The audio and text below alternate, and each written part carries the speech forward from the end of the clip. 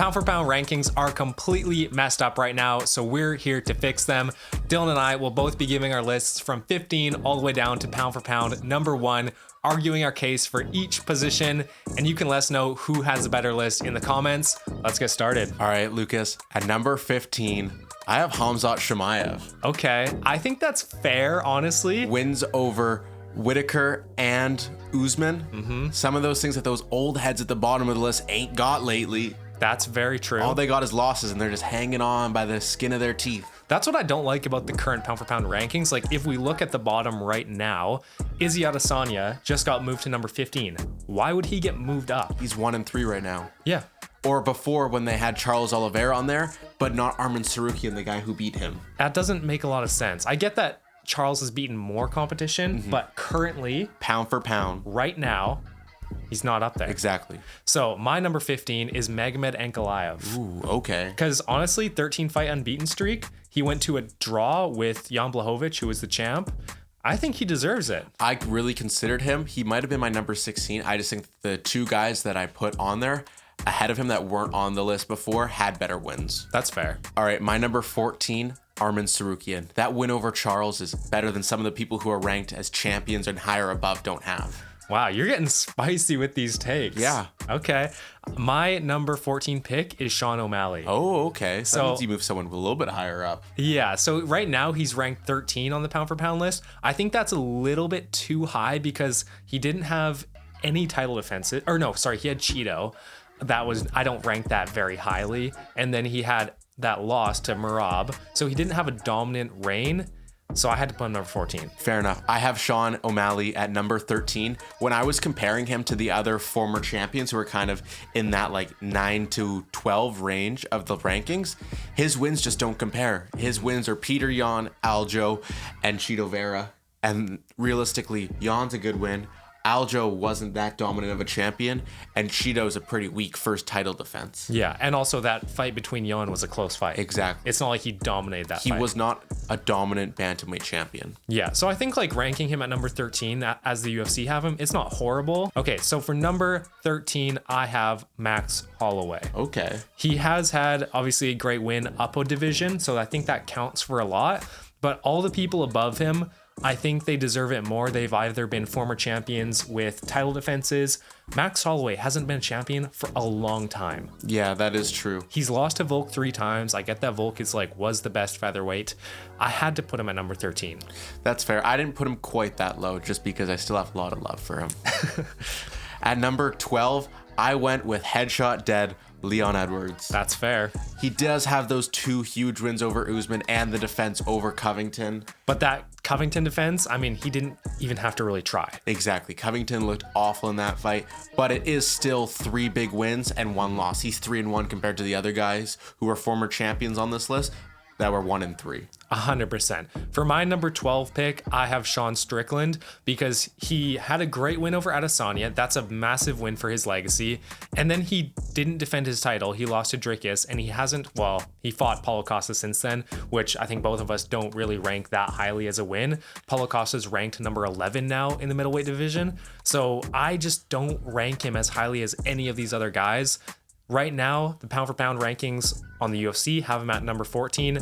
I have him at number 12 just because that loss to Dricus was razor close. Exactly. Like, he did not get KO'd. He did not get 50-45'd. He arguably won. Yeah, it was a very close fight, and there's nothing stopping him from getting that title back in a rematch, something that you can't say about some of the other guys who are on that pound-for-pound list. Yeah, definitely. That's why I have Sean Strickland at number 11. He still is in his prime, even if we're getting towards the back half of it. He has great wins. He's always ready to go. He just is a great fighter. He just isn't like the S tier of fighters. You know, he's in that second tier of fighters. I would agree with that. For my number 11 pick, I think you had him at number 12. I went with Leon Edwards. Okay.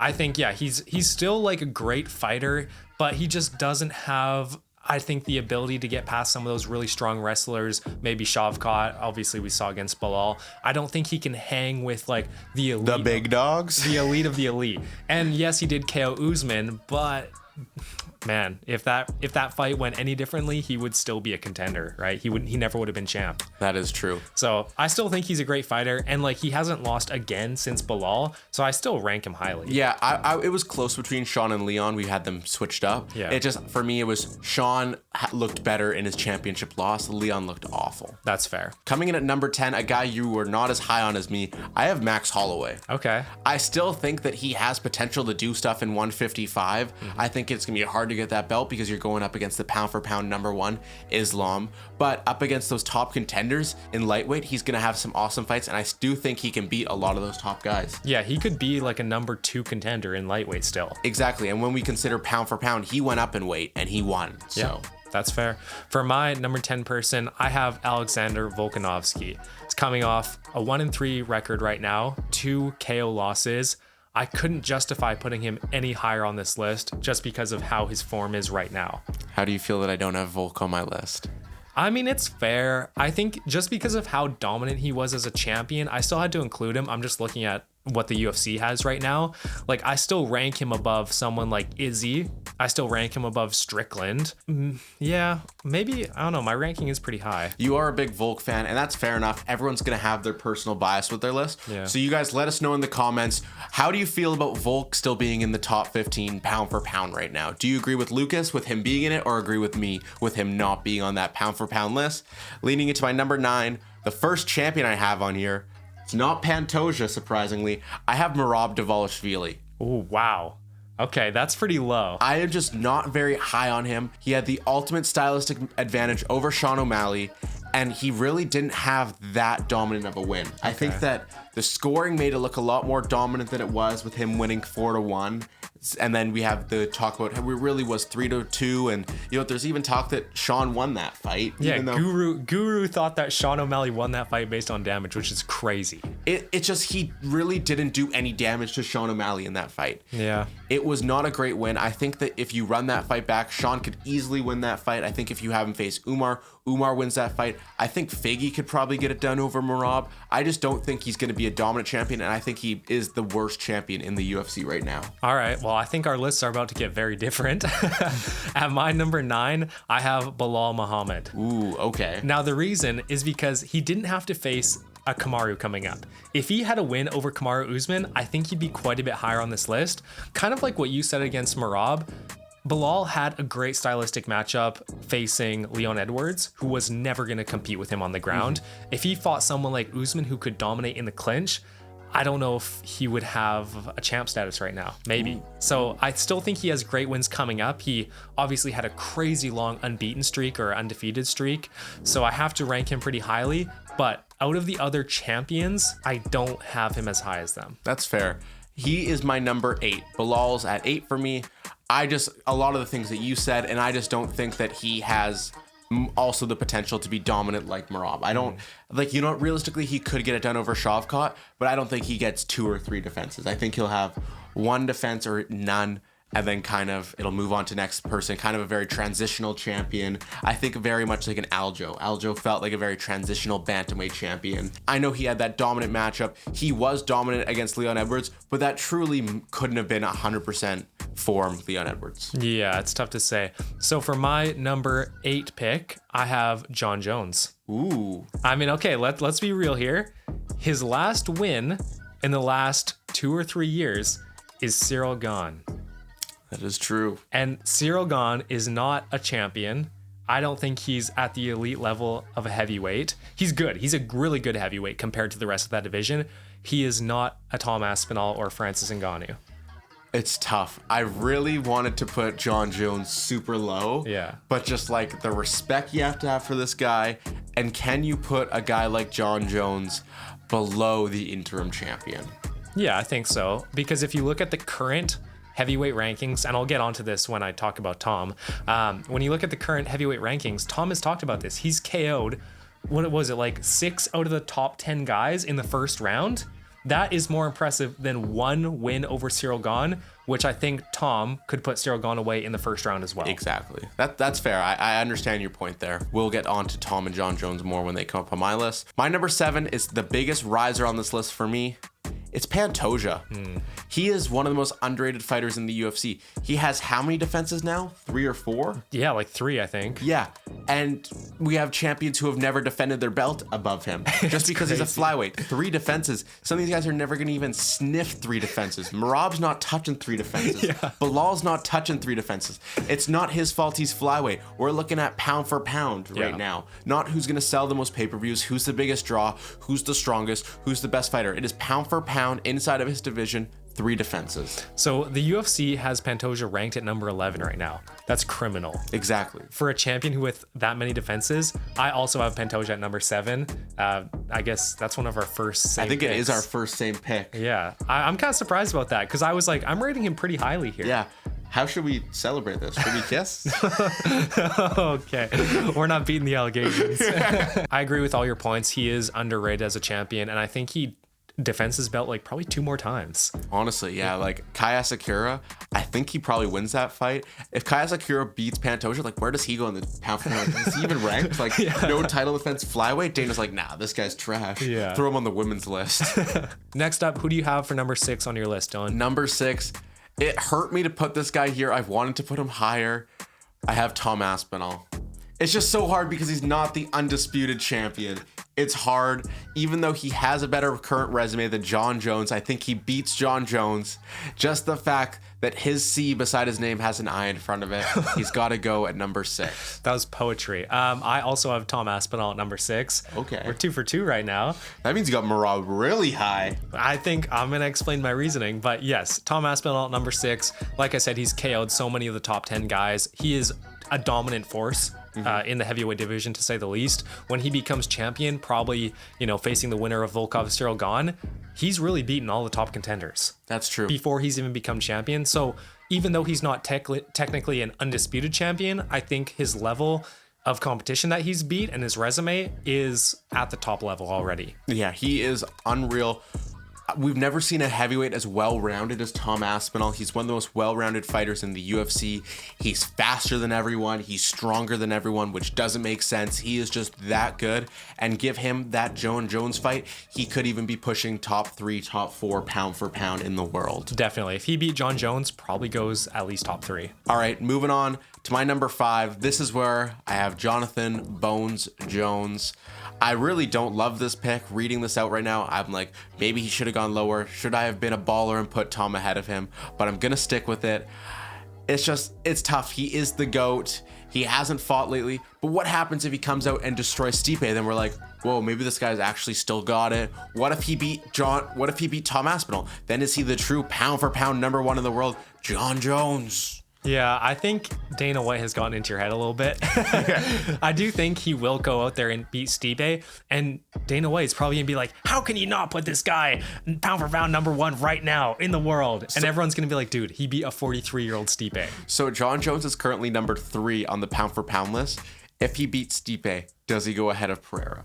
Yeah, they'll put him ahead of Pereira. Well, they put him number 1. He beat the heavyweight GOAT. The light heavyweight GOAT just beat the heavyweight GOAT. This is the biggest fight in UFC history. 2 GOATs of the biggest weight classes. Number 1 pound for pound, John Jones. If Dana White was doing the rankings, he would 100% already have John Jones. But since it's the media is like low-key really high on Islam. So they're not going to move Islam out of that top spot. I think we'll talk about it later. But I have some stuff to say about Islam. All right. I know. Okay. You know how I feel about Islam. Okay. So my number 5 pick is Merab Dvalishvili. So if you look at his rise to getting the belt, he has beaten every top contender in bantamweight. The UFC was doing him no favors. Also, he was in a weird position where he wouldn't fight Aljo because they're friends. Fair enough. So pretty much that put him in the position where he had to beat just everyone. So he went out there and he ragdolled Peter Yan. He ragdolled Henry Cejudo. He ragdolled in a closer fight than I think most people remember, Sean O'Malley. So I think he's beaten the best guys in bantamweight. I think he would be a Figgy. I think just the physicality. Merab's a big boy.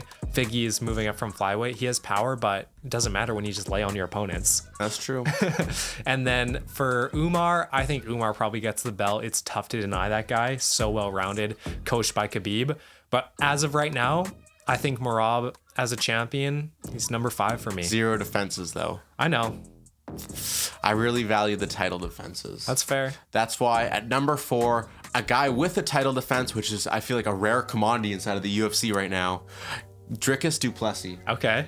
I'm really starting to turn the page on this guy. Like, I love it. Like, it's not that I like this guy. It's just that he's honestly undeniable. You can't deny that this guy is good. Imagine if he beats Hamzat. It's not happening. No, it's not, but imagine. Oh, I don't. So at my number 4, I also have Dricus. Yeah, he just looked really good against Adesanya. Like, got him on the ground, submitted him within 30 seconds. He looked good against Sean Strickland. He's beaten Whitaker. Yeah. He's beaten a lot of the top middleweights. I think he fares well up against every middleweight except for Hamzat. I think that's really his only stylistic matchup. Yeah. I think if you look at his last 3 wins, Adesanya, Strickland, and then Whitaker, that right there is better than all of Merab's last wins, all of Tom's last wins, all of Pantoja's last wins. Like, he's good. Exactly. And then if you look at his previous wins before that, he had Derek Brunson, and he had tough matchups to get to that championship level. So I think number 4 is fair. All right, moving on to number 3, the guy who just beat Max Holloway at UFC 308. I got Ilia Topuria. He has that huge KO, first person ever knock out Max Holloway. We have the win over Volkanovski where he knocked him out in the second round. He beat 2 of the featherweight goats. He also beat a ton of top contenders like Bryce Mitchell and Josh Emmett on his way up. Okay, that's fair. I have at number 3, Alex Pereira. Ooh, I don't like that. Oh, okay. Well, we're going to talk about it. At Alex Pereira, let's talk about who he's beat. So he beat Adesanya, which are 2 great wins. Or, sorry, he got KO'd once. That's 1 great win. Yeah. Then he got KO'd. He beat Jan Blachowicz in a close split decision. And then he beat Yuri Prochazka twice. Yep. And, okay, so now the guys... Jamal Hill? No. Now the guys that I'm listing, Yuri Prochazka, Jamal Hill, Khalil Roundtree, all of his last wins, none of those guys are on the top 15 pound for pound list. What about Sean Strickland? Pereira beat Sean Strickland. Okay, that was quite a bit early on. Look, I'm not saying he's bad. He's a great. That's why he's top 3. You're literally his biggest fanboy. No. You be doing tricks on that thing. I'm Ilia Topuria's biggest fanboy now. Get out of here. So no. Listen to the reasoning though. So Alex Pereira, in his last couple wins, he has not faced the same level of competition that Topuria has. But how do we know that? How do we know that Pereira just isn't that much better than every other light heavyweight? Well, if you look Yuri Prochazka is better than Volkanovski. Said it here right now. Yeah, Fire off in the comments. He has 0 defense. His defense is getting hit in the head and then hitting his chest. That's literally what. After that win over Holloway, Topuria has now beaten 2 guys in the top 15 of all time. Of all time. Pereira's beaten Adesanya, who's probably top 15 of all time. And that's it. I don't know, man. I really think that if you're talking about pound for pound, who has faced harder competition and flatlined them in a lower weight class, which is harder to do, I have Ilia Topuria at number 2. Recency bias. No. This is pure recency bias. It's not. It is. It's really not. That's awesome. My number 2 is Alex Pereira. We already kind of talked about this.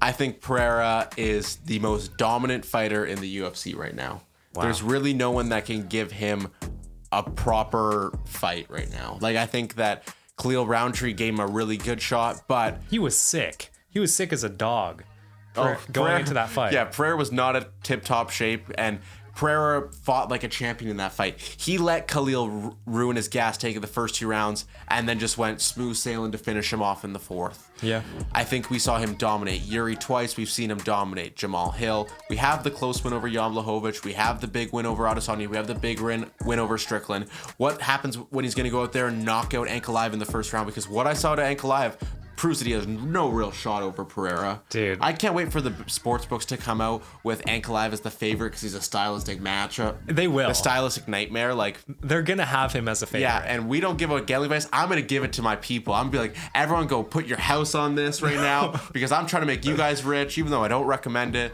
Like, Pereira is that good. He's the real deal. I almost think he should be number 1. Wow.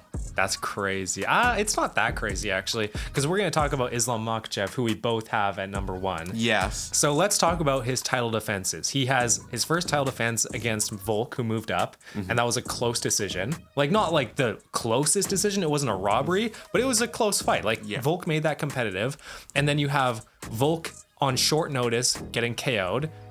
good win, but short notice fight, like really short notice, 2 weeks. And then you have a win over no hips Dustin Poirier, who has lost 2 title challenges already, and he's had hip surgery, so he just doesn't have mobility. Yeah, his best win though was when he won the belt against Charles. Yeah. That is by far Islam's best win. Yeah. His wins, like, although they are up against UFC legends, pound for pound, top 15 fighters, I think he's a tad bit overrated.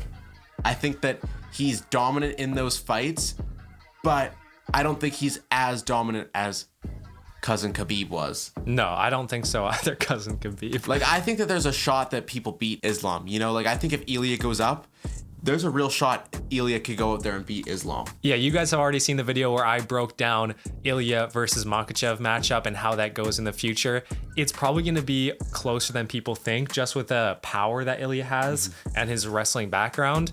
But again, it's like if Makhachev wins, it's that thing that you say, well, it's against featherweight moving up. Yeah. It's tough. You're in a tough spot as Makhachev because, like, what more can you do than win? Exactly. He is winning. Islam has cleared out lightweight for the most part outside of Arman. Yeah. And maybe we'll say Arman and Max now. He's got those 2 fights left inside of lightweight, and then we don't really have anyone coming up. Like, it's literally like Paddy Pimblett. If he can go out there and beat Arman, then you say, why would Islam go out there and fight Max when he can go and fight Ilia, the guy who already beat Max? You know, let's just skip that. Yeah. You know, because if he can beat Ilia, there's no point of him really fighting Max. I want to see Ilia have 3 more title defenses before he moves up. I want to see, because they're going to do Volk again. We know they're going to do Volk again. Yeah. Then I need to see Diego Lopez. And then I want to see the winner of Movsar Aljo. And then that winner's probably going to have 1 more fight until they actually have time. Yeah, it's just gonna be too big of a layoff. Unless it's Evloev, he could probably take a year off. He wouldn't mind. Like, no one in the UFC would care. Exactly. I think that Islam is dominant. I do think he is the pound for pound number 1. I just think it's really close between those top 3. That's fair. Like, if Pereira